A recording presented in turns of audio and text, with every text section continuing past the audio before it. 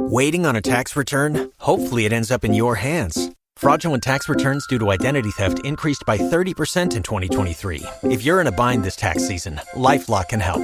Our U.S.-based restoration specialists are experts dedicated to helping solve your identity theft issues. And all LifeLock plans are backed by the $1 Million Protection Package. So we'll reimburse you up to the limits of your plan if you lose money due to identity theft. Help protect your information this tax season with LifeLock. Save up to 25% your first year at LifeLock.com/aware. Ever tried reading while jogging, cooking, or even juggling flaming torches? Yeah, it doesn't end well. But with audiobooks.com, you can conquer books without the circus act. Dive into over 450,000 titles, including more than 10,000 free ones. Get hooked on a bestseller, find your next obsession, or finally read that classic you've been avoiding since high school. And here's the inside scoop. Sign up today for a free 30-day trial and snag your first 3 audiobooks on the house. Sign up for your free trial at audiobooks.com/podcastfree today. That's audiobooks.com/podcastfree. And now, Hangar 56 Media presents Spike's Car Radio, a downloadable cars and coffee, hosted by writer, comedian, and automotive enthusiast Spike Ferriston. Now, here's Spike. Spike's Car Radio. How are you guys? Here we are on a Wednesday. How are you guys doing? It's amazing here. It's amazing in California. It's an incredible disconnect between what is happening with our virus and the beautiful weather we have to accompany it. 85 degrees and sunny and dry. And you would think it was July or August. I'm in downtown LA with Zuckerman at his new photo studio. Zuckerman is a real estate magnate. He's the next Trump, frankly. So he's an up-and-comer. We've got the Lotus. We've got, what is that, the 66 911 over there? Yes, sir. Both of us were knifing through traffic. I like that phrase that you brought up, knifing through traffic. Yeah, and I didn't know what you meant till today again in the Lotus. How could you not know what I mean by that? I knew what you meant, but with respect to the Lotus, dude, like today you get up, you go, hey, I want to get in a convertible, right? And I was like, oh, I got that Lotus again. I got to keep putting miles on that. I'm flying down the 405, and boy, you knife traffic, Zuckerman. I was knifing traffic left and right. And you had texted me a little earlier and said, what was the phrase you used? I broke a ton. Huh? I broke a ton on the 10 down to downtown LA, and I was like, oh, and I thought, here I am, I got coffee, I'm fumbling with the podcast equipment coming down my street going, did he break down? Do I have to stop and pick him up? And that's it's just an old reference to going faster than 100, breaking a ton. Than 100, and I was like, boy, that's pretty fast for the 10 going downtown, but there's, hardly any traffic. It's like middling traffic. I get on the 10 in the Lotus, and I'm doing 105, as is everybody else across 5 lanes. And I'm in the 66, which it's an October 1965 build on this 911. Yes. It's a 2-liter 911. Yes. It's got 130 horsepower, and the Speedo read about 115, and I'm going to tell you it was probably 105 to 10. You realize these admissions are evidence, Zuckerman. You know what? We're like the Capitol rioters. 3 people are listening in Nepal. We're the Capitol rioters, and we're filming ourselves and admitting to our crimes and our sins. But well, please, I hope the Nepalese police do not come and Slovenia? seize me. We have some of the greatest listeners in the world. I'm learning so much about them as I do some of this advertising for the various companies we advertise for Porsche and Policy Gene. Our listeners are upscale and engaged group, and people are getting fucking excited about this show, Zuckerman. It's wild, So it's not true, this Nepal thing. I don't know what our listeners in Nepal are like. I know the folks listening right now. It's a good crew, and it's a. I got to be careful now. because now I've got a lot of advertisers going, hey, can we exploit them in some way? Exactly. And we had one potential large advertiser say that we were advertising with a competitor. They would love to have us, but we would have to break up with our current advertiser. Yes, that's not going to happen. We are quite loyal to the sponsors who sponsor our show, especially as we transitioned out of Podcast One, the people who jumped in early. Those are our guys, so it's going to be hard. Anyway, how are all of you? I can't imagine you dealing with this virus in the middle of winter in the cold places the cold places Zuckerman and I have lived, being inside all the time. I frankly think Boston or Massachusetts was colder than Long Island. We have Dutch Van Someren on the show. You wouldn't know this guy, but he's got think of it as a Soho house of motorcycles that began in London, Bike Shed Motorcycle Club, and they are opening up downtown here, which is why we're downtown today. He's coming in to tell us all about that. I'm pretty excited about this place. When I spoke to him earlier in the week, and I invited him on the show. Zuckerman, what's your take on this? You know, every time I look at the news, there's this story, what I interpret as a largely false story about the California exodus. The great, like the wagons filled with humans leaving LA. I have not noticed anybody leaving. There are lines everywhere. There's traffic all the time. The Okies are going back to the Dust Bowl. What's that? The Okies are going back to the Dust Bowl. LA has, one thing is, and again, I'm not, until you're sucked into the virus, we do have ambulances circling hospitals, and it's a disaster for the virus. However, when you're not sick, it's been gorgeous here. It has been an absolute dream of a winter thus far. We talked about this.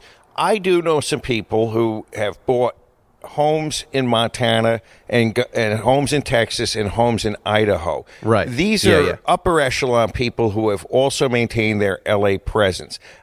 My sense is that... But don't you think a lot of that group is the old retiring group of folks? No, I love Idaho, by the way. I'm a big, Someren, Coeur d'Alene, it's one of my favorite places.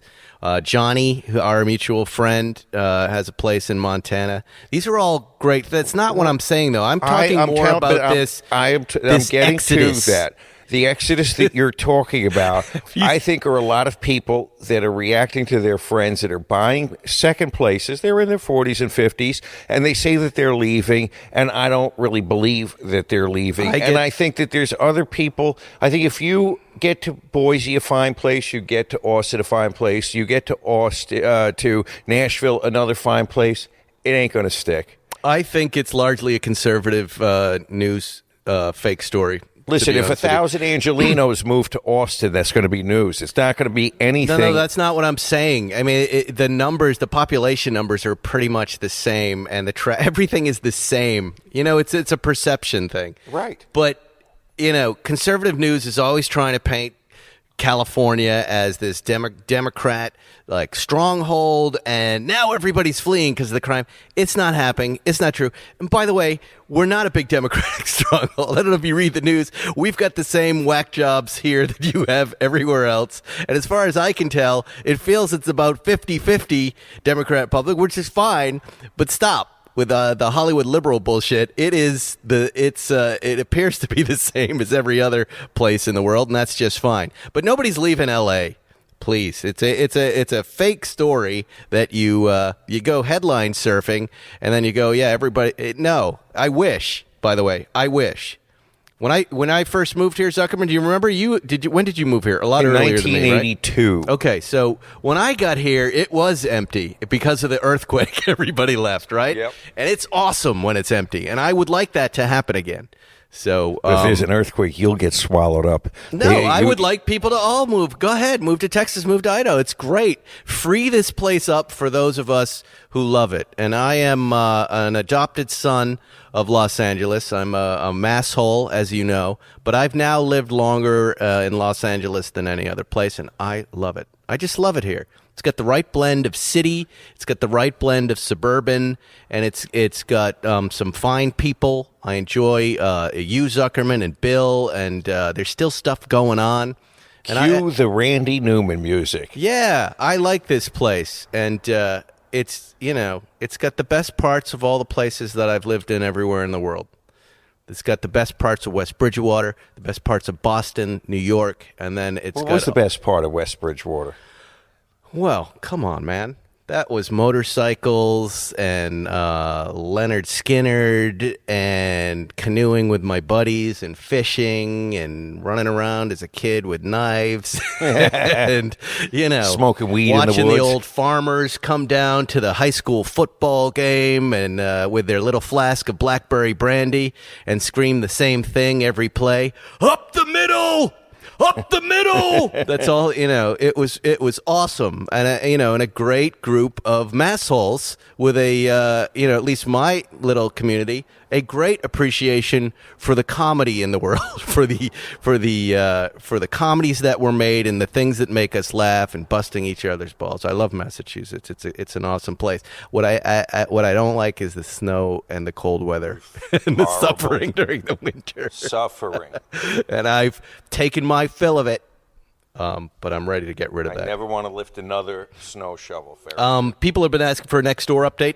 I am back, baby. I'm on it. But pretty much all the nut jobs have fled or gone back to their holes. So, I haven't been canceled yet. I have not been removed. Do you feel if you've been neutered? Have you been neutered in not Spain? in any way. No, I am trying to conform my responses in a more respectful way.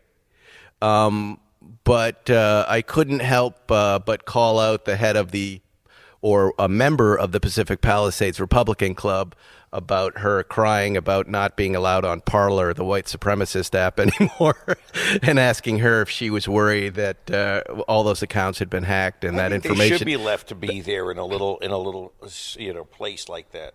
All those accounts had been hacked, and I was just pointing out, because I know there's a level of paranoia with a lot of those people, that hack and that data dump was being sifted through by law enforcement. So I planted a couple seeds of doubt in her mind, and she ran. But, things seem to have quieted down. And I suspect a lot of what was going on there was not my neighbors. It was some sort of hacked-in interlopers. Because, you look at the profile pics and are like, well, wait a minute, that doesn't look like a real person. So I haven't been kicked off yet. And my usual cigar next door time was interrupted by a phone call from the police commissioner last Friday. I'm not going to mention his name, but a fairly powerful L.A. entity who was inquiring about the car show. The Sunday Cars and Coffee, which if you follow me on Instagram, you notice I have not attended for the last few weeks. Things are a little out of control, but also they've been shutting down the lots. Different landlords shut down different lots, big police presence. I find myself having the Targa in the garage that didn't have plates. And I just thought I'm just going to skip a couple weeks and wait for this virus to die down and for the police to die down. But this police commissioner, our police commissioner, Zuckerman, he owns one of the back lots there, okay? So, by the Whole Foods and these other places there. And apparently they shut down all the front lots and everybody went to the back lots last week, okay? And that's his spot. So he calls me. The police commissioner of Los Angeles, Zuckerman, calls me on a Friday night. Reached out to me on Twitter. I gave him my number. He called me. And we had a very friendly, funny conversation. And, that went something like, you know what I can do, right? I don't want these people there. They came in the lot. The shoppers couldn't shop. I got Whole Foods. I got these customers. And I go, I completely understand. Well, he told you had to stop your car show. No, he did not say it like that at all. He asked me, is there something you could do to help me? I really like the guy. We had a very nice conversation. And what he was saying was simpler than that. He was saying, before I put the guillotine out in the square, before I lower the boom on the car community that you were a part of, I just want to know, is there anything I can do that might just stop the people from coming here before I do what I have to do? To which I said, are we talking about the Lamborghini guys? Because it sounds like we're talking about... And he said, exactly. It was a bunch of Lamborghini guys. And I said, look, you do whatever you want to the Lamborghini guys. If you want my help, I know exactly who you're talking about.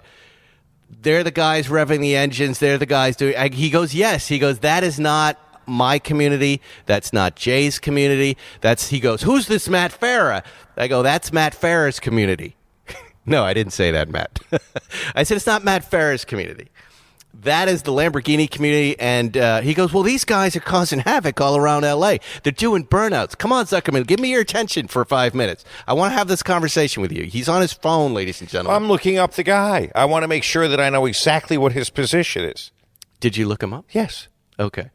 Is he the real police commissioner? He is president of the police commission. And so there are people who are appointed to be police commissioners, a civilian oversight. And he has been the president several times. He was president for 2 terms. Then he was vice president when he termed out. And now he's president again. His Twitter says police commissioner. Yes, he is a police commissioner. There's more than one, and he is president of the police commissioners. But it turns out he's upset about the Lamborghini guys, like we all are, and the whole world is. I said to him, look, they come to our car show late. They're making a lot of noise. I've seen Leno run after them. He's pissed about it. We don't like it. You do whatever you want to those guys. And he goes, well, what can I do about again, it was funny to me that this guy is coming to me for a solution. But, in my mind, I operate in a political landscape. I'm like, at some point, I could call this guy for a favor and get some. So why don't I help him? And I said, just get some of your guys. Don't hire the pimply-faced teen. Don't hire the old man with a flashlight. Get a couple of off-duty officers and have them work the front. He goes, good idea. He goes, well, I've got cameras up.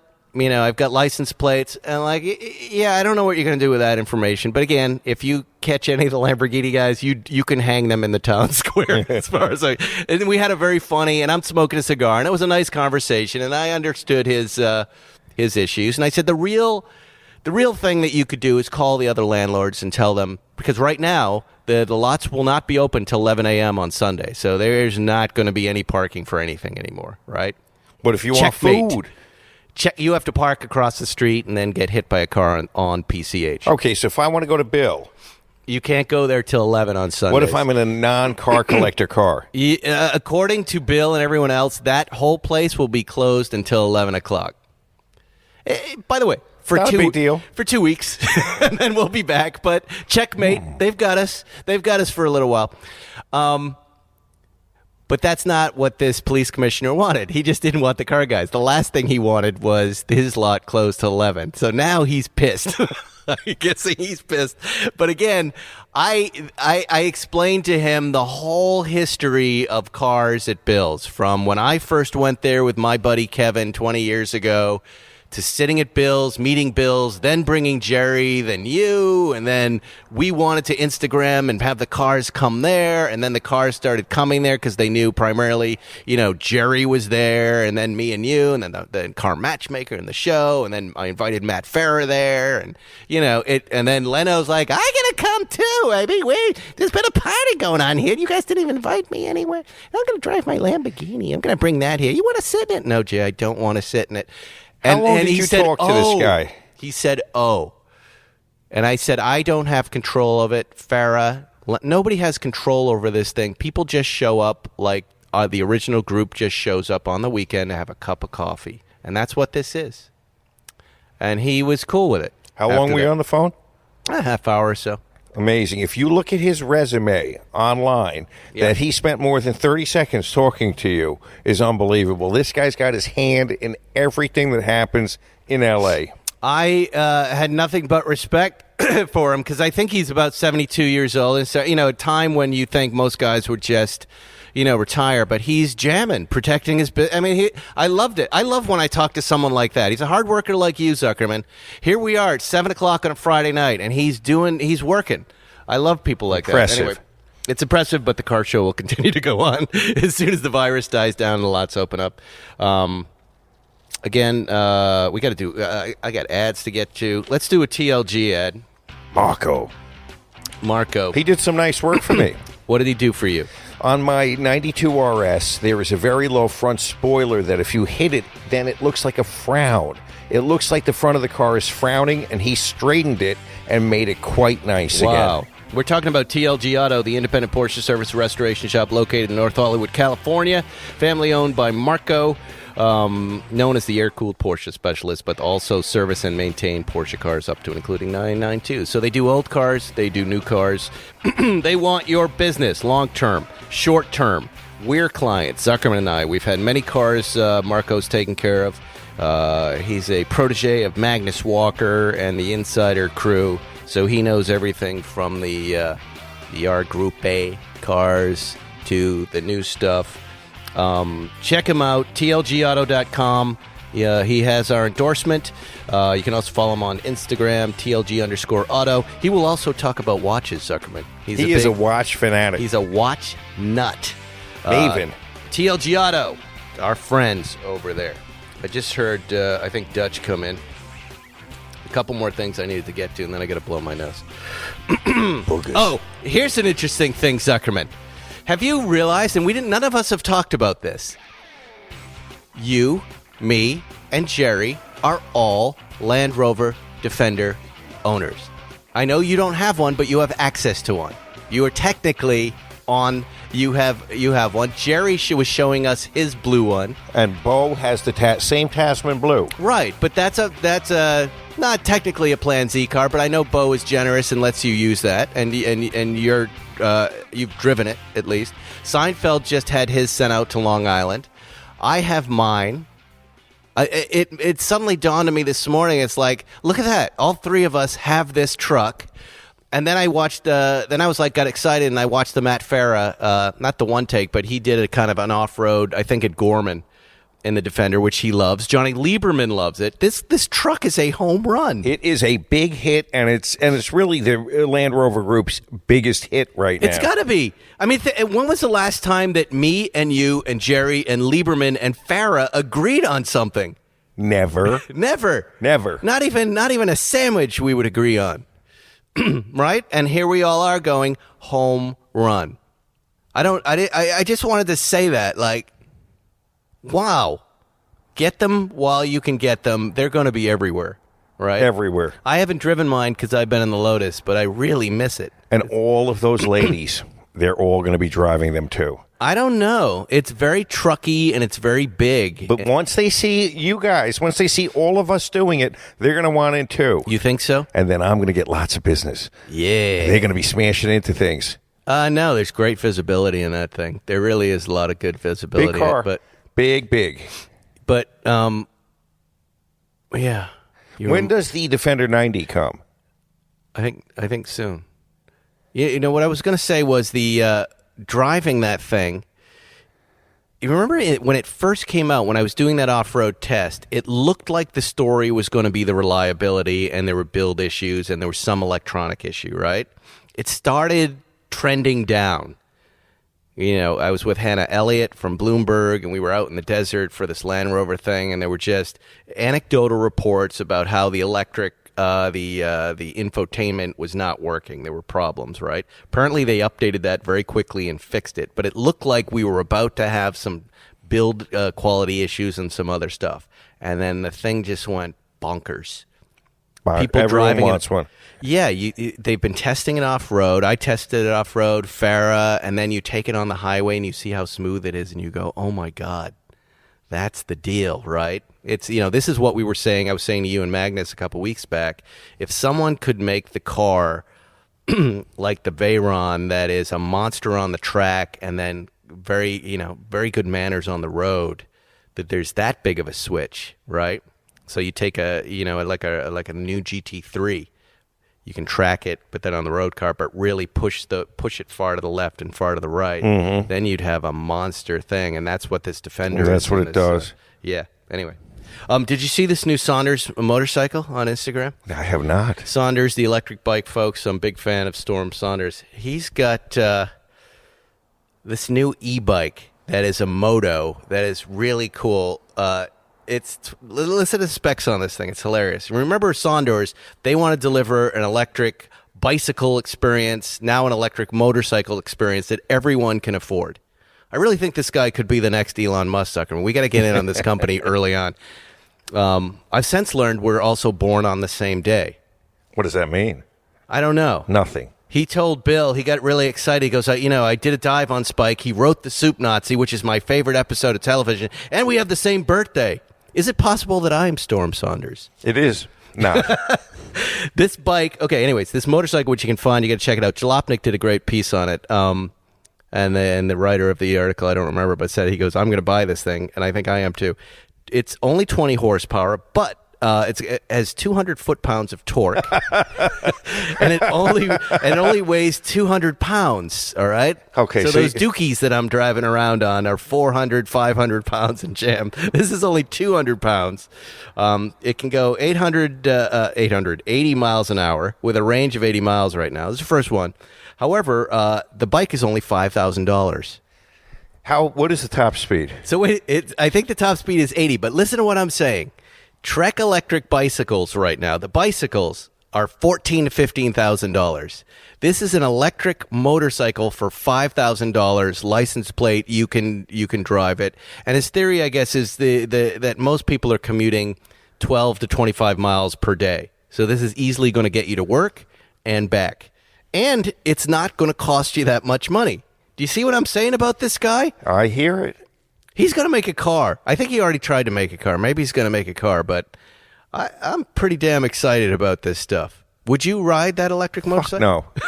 Not in a second. I wouldn't ride it any more than I'd ride any other motorcycle. You know how I feel. I gave up my donor ID card. I don't want to donate organs prematurely anymore. Now, Dutch just got here, but you see, we're still walking around. We have all our organs. I'm pretty sure he has his organs. And we ride motorcycles a lot. And I own many motorcycles. I myself, for me, I've reached the point where I'm not comfortable riding a motorcycle What if we anymore. got you a Can-Am, something on 3 wheels? No. Mac Daddy style. You know what? I take enough risks in my cars. I get enough adrenaline in the cars. For me, motorcycles is not. I have too much riding. I got 200 people depending on me. What about a quad? I don't want to be a quad. That's the point. Okay, keep the quad. If I got something with 5 wheels, would you be interested in riding it? You still on dirt bikes in Mexico, right? Yes, a little two-stroke on a dirt path. That's good. Traffic in LA is not something I want to do. You can do it. Dutch can do it. All of his acolytes can do it. His people can do it. It's not for me now. We're gonna have to I won't enjoy it. That's the problem. I stopped enjoying it. Do you know what you enjoy? I enjoy the surviving of it. When I get to where I'm going and I survived, I go, wow, that was fun. I enjoyed the whole experience of it until I felt that my number at the deli counter was up. Once I got that feeling, there was no pleasure in it anymore. There are a lot of things you'd probably like to leave behind, like Zuckerman in 2020. He left motorcycles behind. One of the most important thing being your underwear drawer. If you're rolling into the new year with the same bunching, chafing, uncomfortable underwear, you've got to check out Mack Weldon. Mack Weldon is an essential piece of my daily routine. I've got all their stuff. As I've mentioned before, they give us a bunch of free Mack Weldon clothing. I wear those joggers all the time. I can wear them during the day, and then I head to my workout. I'm wearing them there. And then at night, my wife doesn't notice on date night that I'm wearing old gym pants. But Mack Weldon has a ton of men's essentials, socks, shirts, hoodies, underwear, polos. It's great stuff. Customized fabrics that keep you up with no matter what your day looks like. It really is that stuff you can put on in the morning and wear straight through the end of your day. All you have to do is go to MackWeldon.com/Spike. 20% off your first order, MackWeldon.com/Spike, and you get 20% off your first order. I am not just reading the ad. I'm a customer. I love their stuff. I use everything that people advertise on this show. And if I don't use it, Zuckerman will inject it into his veins. Like the CBD oil. How did that work out? Yes, terrific. Like the Blue Chew. Those I wanted to shove in my dick hole, remember? And I want them to advertise with us again. Do you know how I know that? Because listeners, when they DM me, are constantly using that reference. And I heard it again yesterday. It was upsetting. So a few weeks back, Anthony Partridge in England, guy I sort of know through Instagram. He's a motorcycle builder. Reached out and told me about Dutch van Someren and this cool thing he's building here in L.A., Bike Shed Motorcycle Club. And I said to him, I don't know who you're talking about or what you're talking about, but that doesn't mean anything. I'm not the coolest guy in the world, so I just didn't know what was going on. But he said, you got to check it out. He said that thing, Zuckerman, I want to put you two in contact together so you can hang out, which is, why don't you just put a gun to my head and blow my head off? I'm not interested in hanging out with anybody. I don't need any more new friends. I don't even like my friends. The most interesting thing you said was Soho House motorcycle type club. I was like, okay, I kind of like that, but thank you. Yeah. And then I forgot about it. And then Dutch was like, hey, man, here's my site. Anthony said, he was going to introduce us, all this other stuff. And I get on his site and he sends me a secret password. And I'm like, God, this place looks amazing. And I'm like, hey, can you talk tomorrow? And he goes, yeah. And we get on the phone with Dutch and we have a conversation about what he's planning. And I say, we got a podcast. And here he is. Here is Dutch van Someren sitting here with us right now. I get so excited about what this guy has done in London and what he's doing here in downtown LA that I thought immediately, let's share it with listeners, especially the LA group, because we need a place like this, right? Best I can tell, Deus in Venice is the prototype for that, but when I think of Deus, I think of a really small place with long lines, and I don't go there. And Dutch, thanks for coming on. What you have planned here, why don't you just lay it out for everybody, because it's pretty damn cool. Yeah, it's hi, thanks for having me. It's complicated to explain because there's a kind of a simple idea behind it. Yes. I mean, been a motorcycle rider all my life, worked in broadcasting and advertising for many, many years.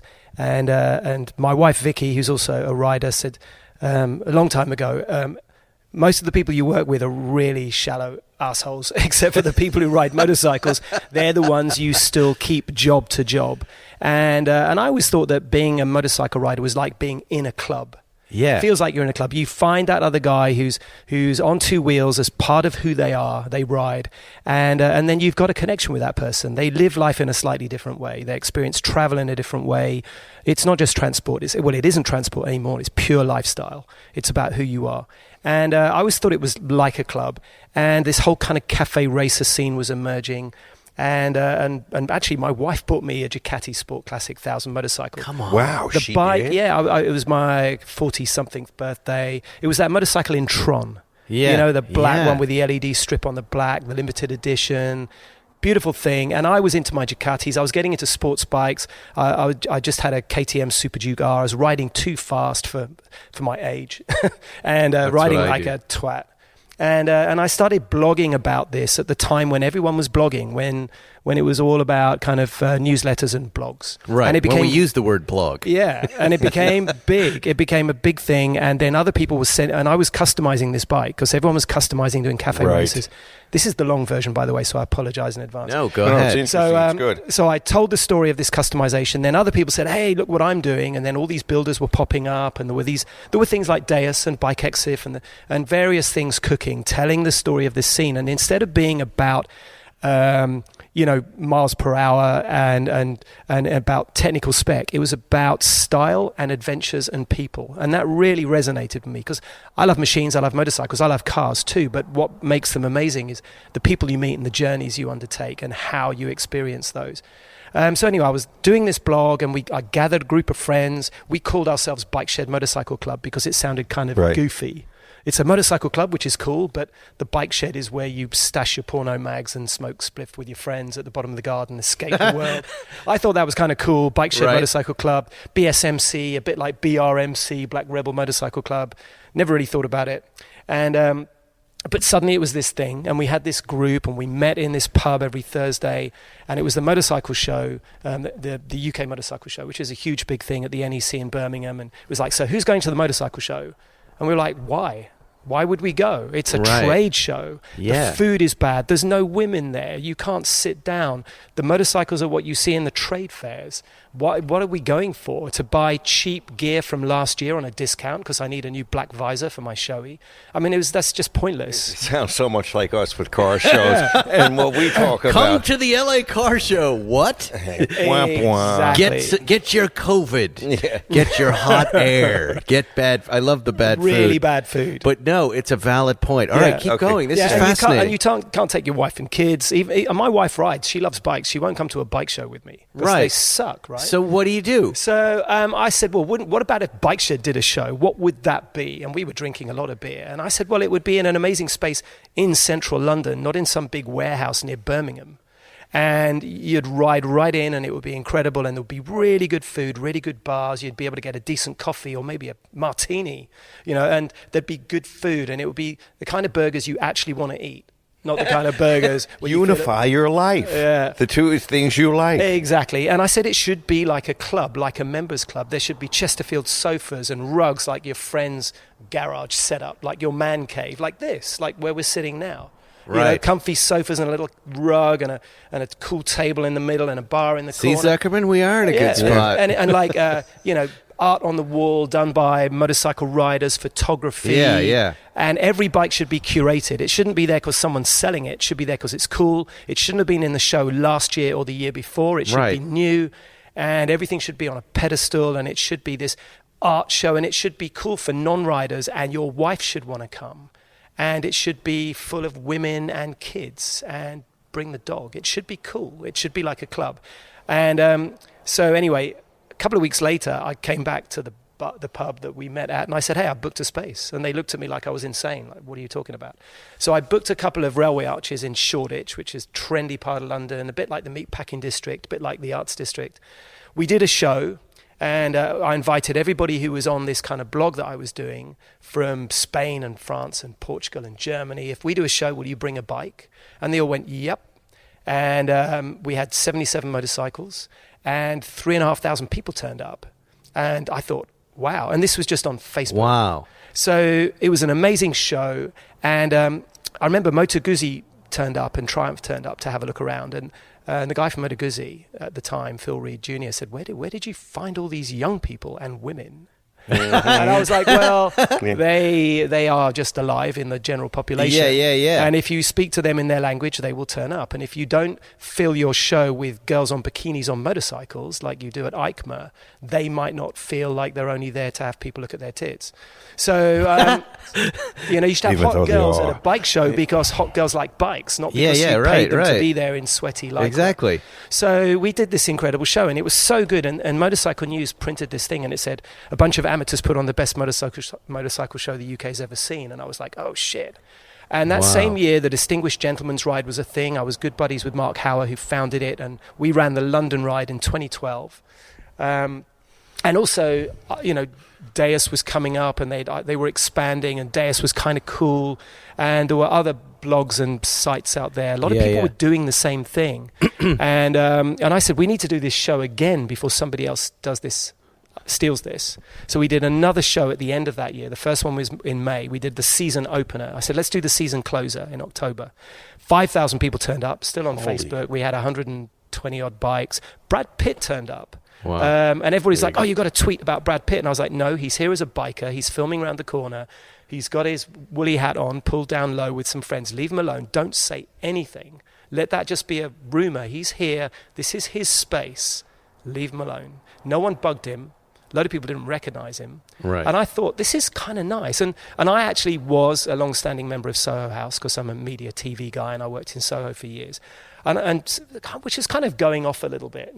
We all have opinions about Soho House, those of us who know it. And I was like, this is like the old days of Soho House where people actually knew each other and it was kind of wrapped around one idea. It's organic. Yeah, and as a couple of opposed to being people thrown came together. up. Yeah, exactly. And it felt really real, and it was a pop-up club. It really was, and the crowd was different. And you could see by the watches on their wrist and the shoes on their feet and the jackets they were wearing that they were just a little more interesting.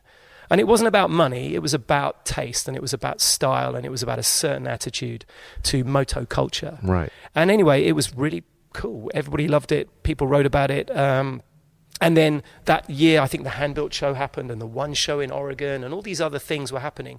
And we were all talking because of this online connectivity that we all have. So I was speaking to Alan Stuhlberg, who founded the Hand-Built, and Tor, who founded the One show. And we were becoming a community culture. And our website and Facebook was just growing and growing. Like, it went from 20,000 to like 150,000 to 200,000. And then there was a website. The website started to grow. This was before Instagram, I think, and it just got bigger and bigger and bigger. And a couple of people came to the show, and I was happily working in advertising at that time. I had a 4-day week. I've loved it. You know, it was really easy. This was just a fun thing on the side. We moved the show up to Tobacco Dock, which is this really huge, beautiful venue just off the River Thames in East London near Tower Bridge. So it was this huge, big thing that was happening. But a couple of people had come to me and said, this should be your full-time job. This should be 24/7, 7 days a week. This should be a club. And I was like, great idea, but I'm busy. I've got a job in advertising. And it's a pretty cushy job, and I don't have to work too hard, and I do a 4-day week. But they said, well, let's put a business plan together. And one of the guys was a guy called Nicholas Cowell, who's Simon Cowell's brother. Right. But he's a lifelong biker. Right. And the other guy was a really nice guy called Frederick Lukoff, who's the CEO and president, or was at the time, of Stella McCartney. Again, lifelong biker. These guys have got 15, 20 bikes each. But they know what they're doing when you say the word business plan. Yeah. There's someone who's actually going to do it. Keep the mic right up there. Yeah. Well, actually, to be fair, Nicholas gave me a business plan he had with Charlie Borman to do a club called Dukes. And I was like, well, this is too exclusive. This needs to be for this needs to be like the show. So anyway, we redid that, and it just went too well. Everybody really liked it, and people put money in. So we just asked people we knew with some money. Yes. Like, who's prepared to give me 50 grand, see what happens. Right. You might never see that money again, or we'll create the new Soho House for Bikes meets the Eights Cafe with a little bit of Deus thrown in and perhaps the legacy of hard rock, but not made in the 80s. Yes. Maybe we can do something really cool. And maybe we can help do something cool for bike culture that's a little more upmarket, but not too far up its own arse. So people bought in. We ended up with about 30 people coming in and kind of giving us what they were prepared to lose, I guess. And it was this, and we found a venue which was, in fact, on the same railway as the arches we did our first 2 shows in Shoreditch. So we got these 4 huge Victorian railway arches, and we started building. And we didn't have a permit for the space. We just made it up as we went along. We designed it ourselves. We applied for the permits in parallel. We got the permits. We got the alcohol license, the liquor license. And it took a while. We ran out of money a few times along the way and kept saying, hey, we need a bit more money. And everyone, yeah, but this is great. Yes, we can do this. Because we got a much bigger venue than our original business plan. And it turned into this space. We opened it in November 2015. Triumph, who by then we were working with all the manufacturers in our shows, and Triumph used our venue for the launch of the new Triumph Bonneville platform with the new Thruxton and the T120, T100, all those new bikes they did. And we were the global launch venue for that. And they had this big star-studded event, and that kick-started us into being busy from day one. We opened our doors and we were full. And when you go there, because I've been on the site, I saw a shop with merch. I saw food. I saw bikes being restored. Did I see new bikes there? I saw a barber shop. I saw just a hang, a place to work, to open up your laptop. It seemed like this, like Disneyland for motorcycle guys. Yeah, that's that about you're building, sums it up. right? That pretty much is whatever you're looking to do, you can do something like that, right? Yeah. Did I miss anything? Because, by the way, your merch is amazing. Event space, right. And I love your shirts and hats, and I'm going to hit you up for some of that stuff because I really liked all of it. But everywhere I looked was just cool shit. Yeah. And I imagine you have cool barbers also giving cool haircuts. And now you're doing the same thing here in L.A. Was L.A. your first choice for the second? Am I right in assuming this is number 2? Yeah, it was an easy choice. Why? Because bike culture lives here. And in fact, if anything, if you look at this whole kind of cafe racer brat style kind of custom culture that's around now, that's actually now become mainstream and become the manufacturer's design strategy. What went from niche became mainstream, and now it's a category for bike builders, for manufacturers. I mean, LA is we, in a way, bike culture really grew here. and then found its way out to Tokyo and Brat Style and Right. the Moon Ice shows and all that crazy stuff. And then it got transported a little bit into Australia through Deus, and then it got kidnapped back into Europe. And then the Brits got hold of it and said, hey, this is Cafe Races. We've been doing this since the 60s. And in a way, a lot of it looked like Americana all the way through. And when we started the blog back in 2011, 12, everyone thought we were in California. Everyone said, where in LA are you? And I was like, no, I'm in London. So coming to LA, there are more registered motorcycle riders than anywhere else in the world. There are more bikes, more bike people. The weather's perfect for riding. I mean, this is moto heaven. You know, Zuckerman, you know where I'm going with this. I know where you're going with this. This is a match made in heaven. This you two is such guys. a weird parallel universe. And I forgot about all of it. But what we're kind of talking about, Zuckerman has an archive of Hell's Angels and other motorcycle gang memorabilia that is unlike anything in the world. Have you? Do you follow Outlaw Archive?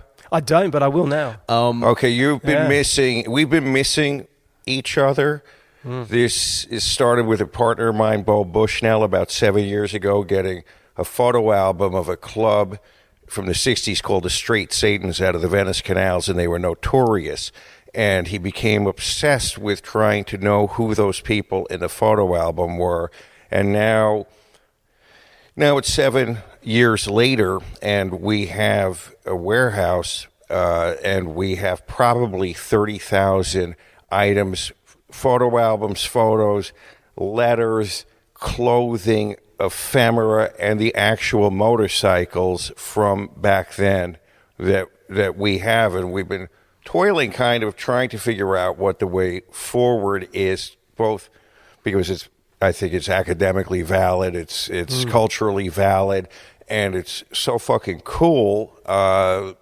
I mean, and then some of the stuff you're collecting, like it's custom made for. You would want some of this stuff to be on loan. You guys just after this, absolutely, sounds amazing. You have to visit that archive and look at it, because I think it will inspire you as you're building the shop here in LA, and vice versa. Yeah. I think there is a merchandise line unto itself on the Outlaw Archive where you guys could make a lot of money. Let me just talk about the place here. So where are you at right now as far as, you're not open yet here in LA? What's going on? You've broken ground, but you're downtown LA. Yeah, we're downtown LA, right in the heart of the Arts District. Okay. And we're right kind of right halfway between, there's kind of a little bit up the top where there's kind of Hauser and Worth and all that kind of trendy bit where all the hipsters walk around drinking the right coffee. And then at the other end, you've got Bestia and kind of... and Stumptown, and there's the Soho Warehouse and the new Warner Music thing. So there's a bit in the middle between, and if I suppose the other part of the triangle is the ROW building, and we're in the middle of that triangle, and we're on a street called Industrial Street. So it's right between 6th and 7th, and then boxed in by Alameda and Mill Street. Okay. So 1,000 years ago, in the very early '80s, there was a punk scene that was on that street, and it's so long, so many different layers of archaeology ago. But I think there was an Al's Bar on Industrial Street that was a punk place, 82, 83, 84. That's right on my street. That's my era. Yeah. But are you open? Cool. Are you open yet? No. So you're right. We broke ground a while. It took us a long time. We've been coming here nearly 3 years now to find the right spot. Okay. We found the place end of 2019. We persuaded the landlord to give us a lease as a bunch of English people by May 19. Oh, wait a minute. Is that no? Wasn't 20, was it? Yeah, it was 18, then 19. We started building. At the end of 19. Wow, we've been building a long time because the whole of COVID just hit with restrictions, and it's really hard to get permits, to get the city to come out to sign things off. We had it's a 1945 refurbished warehouse that was refurbished by the landlord in 2016. And it's on a 30,000 square foot plot with 23,000 square feet of indoor space and about 8,000 square feet of on-site parking. It's a big L shape. It's at loading bay height. Yeah, and we're gonna and we've got mezzanines inside that add another 6,000 or 7,000 square feet. And I'm hearing money. It's not cheap. Is it a members club? There is a members club. And how is it going to work? So basically, when do we apply for membership? Right. Well, probably in about a week. In about a week, but that means right now, because this show is going to post Wednesday of next week. Right. Okay. So it's Wednesday right now. It's a members. It's okay. Here's the weird pitch, which is why I said it's a weird thing to explain. It's a motorcycle members club, but you don't need a motorcycle to come, and you don't need to be a member. It's open to all. And it's what? Yes, exactly. So the Bike Shed, we started Bike Shed in London as the Bike Shed Motorcycle Club, and everyone came and said this is an amazing space, and it was for everybody. It's open to the public, right? And bikers came and non-bikers came. The food's good. We're in the top 3% of restaurants in the whole of London out of 23,000 restaurants. So we're good food, good breakfast, lunch, dinner, great bar, good retail, blah, blah, blah. All the good stuff's there. And then people came and they said, well, how do I join? And I was like, oh, no, it's just the name of the place. And they were going, no, I want to support you. How do I join? Right. And of course, we acted like a club. We go on rides together. We do track days. We do events. We do things like a club. So we started a club in London, but there was no club space, nowhere private for members. You just have a badge and a card and you go, look, I'm a member, and you get some discount in the store. But we had 800 members in London with no clubhouse, with no club space. Here in LA, we will have a private members bar and some members spaces. And we've got a few little back rooms and places where members can hide away. So there's public space, there's private space. With a members bar. I mean, imagine if Soho House was open to the public. Yeah. It had a couple of nice little dining rooms out the back where if you really wanted to hide, you could.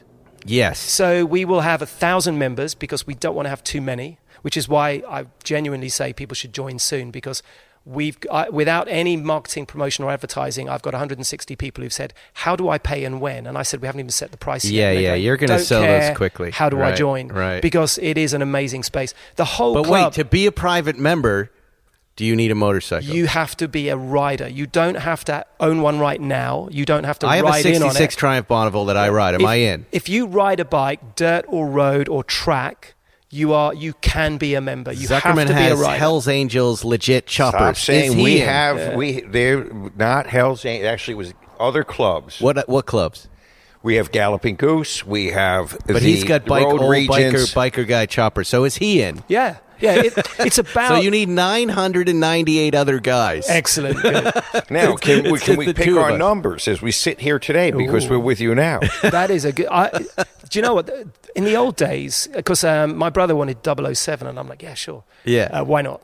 And then another guy who was one of our early guys wanted number 1, and I gave that to him. Nowadays, everything's boring and digital, and with the membership system, I don't even know if you can control a number. It's all everything's and digital. What does it do for you, anyways? I saw Ewan McGregor, our buddy Ewan, and Charlie Borman on your site too. Are they part of this thing? Yeah, Charlie is one of this crew of. Now we've got nearly 60 investors. So Charlie put some money in twice. Oh, there you go. Thank you, Charlie. And we haven't got Ewan in yet doing that, but we're still working on Ewan. But Charlie is really involved in the club a lot and does a lot of events at and with the club. He's there all the time, uses it as his office in London. And they did the Long Way Up ride recently, that trip on the electric live wire bikes from Ushuaia up to LA. And we were the end point. So they finished at the Bike Shed in our parking lot. Oh, no way. Now, we were supposed to be open. This is for the Apple TV series. Yeah, for the Apple TV series. So the final ep, they arrived at Bike Shed, but of course we were still under construction. So they arrived in our parking lot. But it was nice. They came. That's cool. And, and Ewan's a very dedicated motorcycle rider. He's a legit rider for sure. We've got a few other people that are surprised. I mean, Tom Hardy has also, put some money. In fact, Tom's on our board, which is interesting. And he's a rider. Yeah. Woody Harrelson. What about Brad? Are we going to get Brad Pitt in? I'd love all of those guys to feel as though this is their club. And in fact, because we are kind of crowd-funded, if you like, I'd love all those people to be a part of it, because why not? I mean, this is built by community. It's built by people. There's no one big owner who's the guy who says, me and Vicky, my wife, run it with Stuart, our chief operating officer, who's a huge kind of, biker who's written from Ushuaia to Alaska and an amazing rider. But we want everyone to feel they got a piece of it, and that the more people we have involved, the more kind of democratic it is. Right. You really really pitched this well. I mean, I'm Yeah, in. can you believe that pitch, Zuckerman? Yeah, now do you know what I heard on that phone call? Why we just got him on? Yes, it's right? and you really do. You speak well. You articulate well. You share the idea and the vision well. It's very easy to sign up, and I like that. Gentlemen, we've run out of time. Shut up. Wow. Well, thank you That was so a lot much. of fun, Yeah. Dutch. Thank you for coming on. Your website is up, right? Bike The Shed. bikeshedmoto.com is our consumer-facing website. That is up, and it's all cooking. We hope to open this May. Wow. 2021. The building's 90% finished. We are still fundraising because this has been an iterative process, and also we're a year late, so we still need to keep cash flowing. And you're dealing with a pandemic. Yeah, so the pandemic really right. did punch us in the face, but we're still good. We're still solid. But yeah, The we pandemic punched us in the face. Yeah. It punched us all in the face. I think maybe in the nuts, actually. Yeah, and they then kicked in you the in the face. nuts. But Yeah. by May, we should all be vaccinated, at least all the And adults. then it'll be the Roaring '20s, and then it's going to be Yeah, it will. licentious behavior. Everybody, Flappers, yeah. flappers dancing the Charleston, and lots of It'll be you only live once, let's party. People are going to dress up again. People are going to go out. I mean, even while sling it COVID's to been each on, other. motorcycle sales have been up. What is like your 20%. Before we go, what do you ride? What's your favorite bike? I didn't ask you that. A Ducati? I think I do love my Ducati Sport Classic 1000. That is There an it is. amazing That's what you motorcycle, and it's I think that would be my favorite motorcycle. But what comes close second is the Triumph Thruxton R. Huh, interesting. That is Dutch Van Someren. Thanks, Dutch, for coming on. This has been really fun. The company is Bike Shed Motorcycle Club. Bike Shed Moto Club, right? That's Yeah, what and they're called. bikeshedmoto.com. Right, online. you guys got to check it out if you're in LA. Yeah, people are going to sign up for this thing right now. You know what? There's not going to be a spot for us. Save 2 spots for me and Zuckerman, will you Done. please? Because we're going to do it. Yep. Zuckerman, what do you have to say before we go? just happy to be here. Just happy to be here. Happy to be here on Saturday. You know, this beautiful space we're in, by the way, downtown is one of your photo studios that you just opened up. Yes. Right? Yes. You should advertise it in your story. This is a lovely space. People are going to want to rent this space, dude. We're going to get it going. It's just put again, it we up. were punched in the nuts in the face by COVID. Fucked everything up. Yeah, but you have this man cave, which Yes. has got the white cyc and the shiny floor and the loft ceiling. And I want to this is thank perfect. I'd go shoot here. TLG. Let me just wrap it up, guys. I want to thank TLG Auto for sponsoring the show, as well as Mac Weldon. Next week, I will have the gentleman known as the pot-smoking lawyers on the show.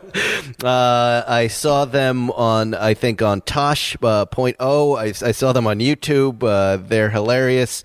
They are two pot-smoking lawyers that defend people in the cannabis business, and they their slogan is shut the fuck up and don't talk to the police. They're great. We'll see you next week on Spike's Car Radio. Thanks for listening to Spike's Car Radio, brought to you by Hangar 56. Listen to new episodes every Wednesday, and be sure to subscribe on Apple Podcasts, Spotify, or wherever you get your favorite podcasts.